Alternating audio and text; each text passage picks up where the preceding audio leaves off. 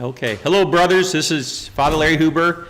We have a few people joining us here in live, and then you guys are out there where we're streaming. And Covenant Network is going to videotape this. And in the meantime, Not Covenant, St. Joseph Radio. St. Joseph Network, yeah.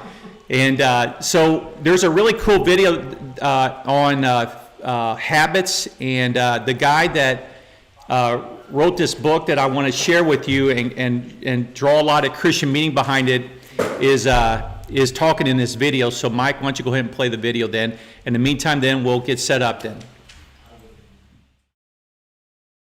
How do you learn a subject or skill in half the time? Let's do this together. I want you to right now think of a subject or skill.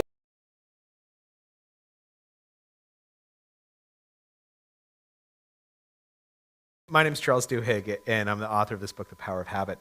So imagine for a minute that that you have this cookie problem, okay? A cookie habit. Every day you go up in the afternoon. Let's say you work in a building in Midtown that's called the New York Times, and on the 14th floor is this cafeteria with this amazing, amazing cookie selection.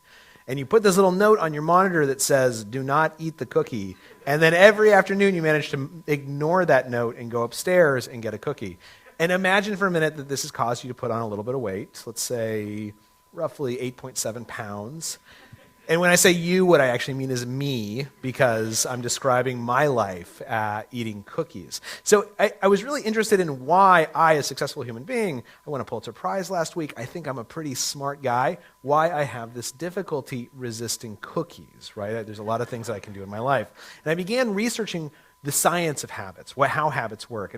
And what I learned is that we're actually living through this golden age of understanding the neurology of habit formation. And I ended up writing this book out of it. And I want to tell you a little bit about what I learned and what it has to do with teaching kids and mindfulness. But in order to do that, first of all, I have to tell you a story about a rat. Anyone here ever experiment with rats before? Anyone ever ride the subway? Okay, then you've done a lot of experience with rats. There's a woman named Dr. Ann Graybiel who has for years been doing experiments with rats. She's a neurologist, and for years she was trying to get sensors into rats' cranium so she could measure what was going on inside their skulls. This took a long time and a lot of rats. But eventually she got to a point when she could get about 150 sensors inside a rat's skull, and she could measure its neurological activity. What she'd do with each rat after it woke up from the surgery was the exact same thing. She would drop it in the world's simplest maze. Works the same way every single time. Click, a partition would move, the rat's free to run through the maze and find the chocolate. Every rat, when you drop it in the maze the first time, acts like the world's laziest animal. It'll like wander up and down, it'll get to the end, it'll see the chocolate, it'll go the other direction. It takes on average about 13 minutes for it to find the chocolate. And for years people thought that this is because rats are unusually dumb, and that if a rat can learn something, then any animal could learn it. But Dr. Graybiel could actually see inside the rat's head, and what she saw was kind of fascinating. This is a simplified neurological graph the first time a rat's dropped in this maze. There's all these spikes in activity, right? Basically, the rat would like scratch the walls and the scratching centers of its brain would light up, or it'd find the chocolate and the pleasure centers would light up. This is what unmediated learning looks like. So Dr. Graybiel takes this rat, she drops each of them in the maze again and again, 150 times each. Over time, unsurprisingly, the rat learns how to run through the maze faster and faster and faster, find the chocolate. But what's really interesting is what happens inside its head. As the rat learns to run faster and faster, as finding the chocolate becomes more of an automatic habit, the rat starts thinking less and less and less. This graph on the bottom is a simplified neurological graph of the 150th iteration through that maze. What you'll notice is this deep valley there, right? That's the same valley you would see if the rat went to sleep. Now, all of us have habits, right? There's a researcher named Wendy Wood who followed around a couple thousand people to see how much of our daily behaviors are habits. And what she found is about 40 to 45% of the decisions we make actually every day aren't actually decisions, they're habits. And if somehow I could get 150 sensors into your head, this is exactly what I would see. Your mental activity dropping off in the middle of that habit. When you remember waking up in the morning and walking in the subway, and now you're at your desk, but you don't remember what happened in the middle. Or when you decided that morning to have a salad, but you get to lunch and you order a hamburger just like you did yesterday. This is what's happening. Your brain is kind of turning off. With these two interesting exceptions. At the beginning of the habit, when the rat would hear the click, there'd be this burst of activity, and then essentially the brain would power down. And then at the end, when it found the chocolate, it's as if the rat would sort of shake itself awake again and notice what was going on. Within neurology, this is such an important idea and finding that it's become known as the habit loop. And what it says is that every habit has three components. There's a cue, which is like an automatic trigger for a behavior to start. And then a routine, which is the behavior itself. And then finally, a reward that helps your brain remember that pattern for the future. Every habit has cues and rewards. And for years, everyone from Aristotle to Oprah, when they've talked about habits, they've focused on the routine, on the behavior. But what we've learned in the last decade is that it's the cue and the reward that influence how habits function. Just to give you an example of this, does anyone here exercise? It's a young audience. Anyone here wish that they exercise on a regular basis? Okay, so there was an experiment that was done in Germany where they took an audience like this and they said, all of you should exercise. And then they took about a third of the audience and they said, okay, look, this is what I want you to do. Choose a cue, like always put your running shoes next to your bed, or go running with the same group of friends.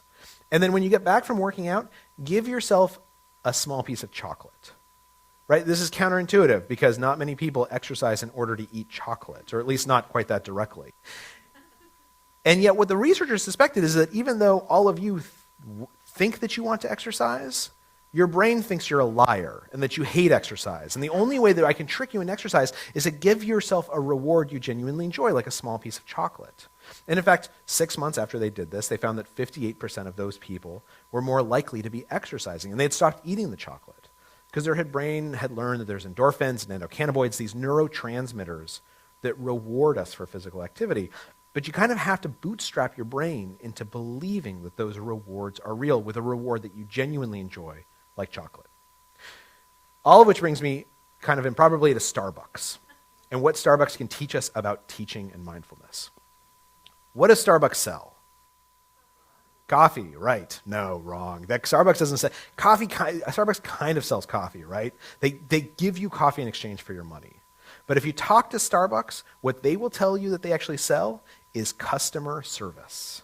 This is why they can charge you $4.50 for a latte that costs them about 13 cents, is because when you walk in, there's wood paneling and soft music, and there's someone who asks your name and they write it in big cursive letters, right? This, Starbucks believes, is the centerpiece of their entire business model, is customer service. The problem for Starbucks is that most of their employees are high school graduates, or high school students, or recent high school graduates. People with no professional experience. And the problem, as many of you know, with being a high school student or a recent high school graduate, is that you act like a high schooler or a recent high school graduate. You act like a moron, right? Like I acted like a moron for an entire decade after I graduated. And for Starbucks, this is a problem because they had employees who couldn't deliver customer service. This became particularly a problem in the age of YouTube, and I'm going to show you why. Before I show you something, imagine for a minute that you worked at Starbucks. You oversee $250 million a year in advertising. You've had a long day, you come home from work, you sit on your couch and you open a beer, you turn on the TV, and this is what you see. She was a loyal customer of Starbucks, loved the coffee, loved the service, but that changed a few weeks ago. This native New Yorker got steamed, not by what was inside her cup, but something written on the outside. That's what she called Nina Pineda, and ordered a special brew of fully caffeinated 7 on your side.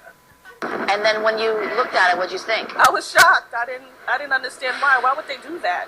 Vicky Reveron is talking about this Starbucks cup. On the side, a Starbucks employee wrote what she ordered, a caramel frappuccino. But instead of scrawling her name on the side, she says he wrote the B word. It says Vicky. My name is not Vicky, it's Vicky.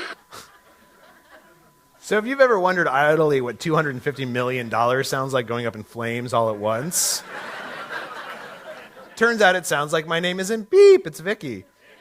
Starbucks went and did an investigation to figure out what happened here. Vicky was served by this kid named Eduardo, right? 19-year-old kid, employee for 8 months. He'd been doing a great job. The night before Vicky comes in, he had a fight with his mom. And he's hour 7 into an 8-hour shift. And this woman comes in who orders this coffee with the bad word on it, drinks the entire cup of coffee, goes home, changes clothes into a nice blue blouse, comes back to the Starbucks, calls a TV camera, waits 45 minutes for the TV camera to show up, and then gives this interview. Which is all a long way of saying, Eduardo might have been totally right? But it doesn't matter. For Starbucks, this is a disaster, right? Like, it doesn't matter how rude a customer is. Starbucks delivers customer service. This is their basic promise. They are going to treat you nicely regardless of who you are. So Howard Schultz and his team, there's been incident after incident like this, and they have this meeting to try and figure out how are we going to fix this, because this keeps on happening. And what they decide is we need to increase our employees' willpower. What they noticed is that about 10 to 15% of their employees would do great. And then they would have this one shift where they would fall apart, usually about 6.5 to 7 hours into a shift. And they figured what they needed to do is figure out how to give their employees willpower to make it through that 8-hour shift so they don't do something stupid like write a bad word on a cup. Now, luckily for them, there had been a whole bunch of research that had been done into willpower. Most of you are probably familiar with this because since you come from a teaching background, the most famous, of course, being the marshmallow test. I assume you guys have heard of the marshmallow test. For anyone who hasn't, this is how it worked. There was this researcher in the 1960s at Stanford. He had a 4-year-old daughter. He took her and a whole bunch of her friends, and he put them in a room one by one. He'd put a marshmallow in front of them, and he would say, okay, look, here's the deal. You can eat that marshmallow. I'm going to leave the room for 10 minutes. If when I come back, the marshmallow is still there, then you will get a second marshmallow. Now, I actually have myself a 4-year-old at home, and so I can tell you that putting a marshmallow in front of a 4-year-old is like putting crack cocaine in front of an addict. Like, there's nothing more tempting. This experiment has been replicated. Let me show you some tape of what happens when you put a marshmallow in front of a 4-year-old. I'm going to go do something, and then I'll come back. It smells yummy. Oh, it smells really good.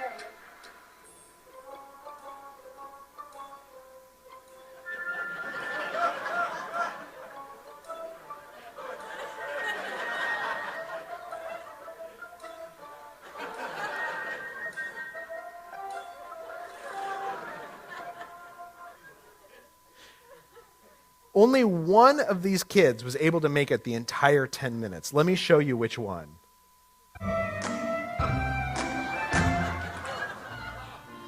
How'd you do? Did you do good? You did? You wanted to eat it, didn't you? Yeah. So did I tell you to give you another one? Okay, now you can have both. You need them.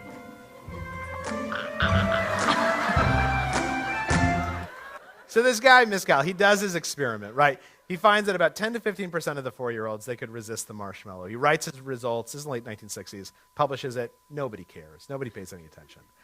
And a couple years later, his daughter's in 5th grade, and remember, she's one of the test subjects. And he's talking to her, and he's like struggling to get her to tell him about her day. And he's asking about her friends, and she says, well, Susie keeps on getting into trouble, but Jimmy's doing well in class.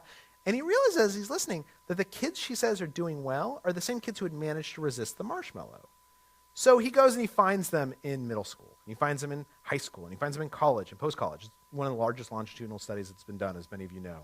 And he finds that the kids who managed to resist the marshmallow were more successful than their peers by like a statistically significant amount. He finds that they were getting their homework done more frequently on time. They were showing up for class more time. They were more popular in high school, not necessarily because they were like prettier or richer, but because they were just better at being friends. They got into better colleges, they got better jobs, higher paying jobs. They got married earlier and stayed married longer. There's, as many of you know, there's literally been hundreds of studies on willpower since then, most notably by Angela Duckworth at the University of Pennsylvania. And all of them have found that willpower seems to be the single greatest correlate with future success, right? More so than high IQ, more so than having rich parents with a lot of resources. Willpower seems to be this thing that prepares people for life. And for Starbucks, this is fantastic because this is exactly what they want. They want to teach their employees willpower. But the question is, how do you teach people willpower? And the answer is through habits, by choosing a reaction ahead of time, and by making people conscious of what they're going to do when they feel hot-blooded in a cold-blooded state. Within economics, this is known as the hot-cold empathy gap. That basically, in the morning when you wake up and you've had a big breakfast, you are certain that you are going to eat healthy and have a salad that day. And as soon as you walk into the cafeteria and you're hot-blooded, you decide the hamburger looks a lot better. So how do you preserve that decision-making from the morning into the moment of temptation? How do you create more willpower? What's really interesting is if you look at the tape, I've turned off the sound on this one. The kids who fail at this are kids who constantly remind themselves about the marshmallow. Like, watch this kid. Even when he tries to ignore it, he hits the plate and he reminds himself. These kids, like, they all do these things where they can't help not paying attention to the marshmallow. Now, contrast that with the kid that I showed you, who actually resisted for 10 minutes. When researchers asked him what he did, he said that halfway through, he decided that he was not going to look at the marshmallow, that he was not going to pay any attention to it, that if he had to think about the marshmallow, he was going to imagine a frame around it so that it reminded him of a photo. This is how we teach willpower. We teach people to make a decision ahead of time that they apply when they see a cue. And then we give them a reward. That kid who resisted the marshmallow, he said that he had decided ahead of time, if he could make it the whole 10 minutes, he was going to shove both marshmallows into his mouth at the same time. And that's exactly what he did. So how do you change a habit? How do I change my cookie habit? The answer is by premeditating the cues and rewards, by deciding ahead of time what you're going to see when you see that trigger, and then what your reward is going to be. And it has to be specific. Saying, I'm going to lose weight doesn't work. Saying, I'm not going to eat a cookie today does not bring you success. What you instead do is you say, at 3:15 in the afternoon, instead of going up to the cafeteria, I'm going to stand up and I'm going to walk over to someone's desk. Because I think part of the reason why I'm going up to the cafeteria is that it's fun to gossip with my friends, and all my friends are in the cafeteria. So instead of going up there, I'm going to look for someone else to go gossip with. And at 3:15, you stand up, that's your cue. You walk over to someone else's desk, in this case, a guy named Michael Barbaro, and you gossip about whoever happens to be out of earshot for the next 20 minutes. And you decide, I'm going to gossip hard. That's your reward. And then you go back to your desk. And I don't really like to brag about these things, but since then I've lost about 21 pounds, and it's worked out pretty well for me. Thanks. The point being, this is what we know about habits. They have cues and rewards. And if you decide ahead of time, if you engage in this mindfulness in your life where you're aware of what's driving these nearly subconscious behaviors, where your brain actually turns off, if you indulge yourself to pay attention to the things that otherwise kind of happen at the peripheries of our consciousness, we know from study after study, you have the ability to change any habit in your life. Thank you very much.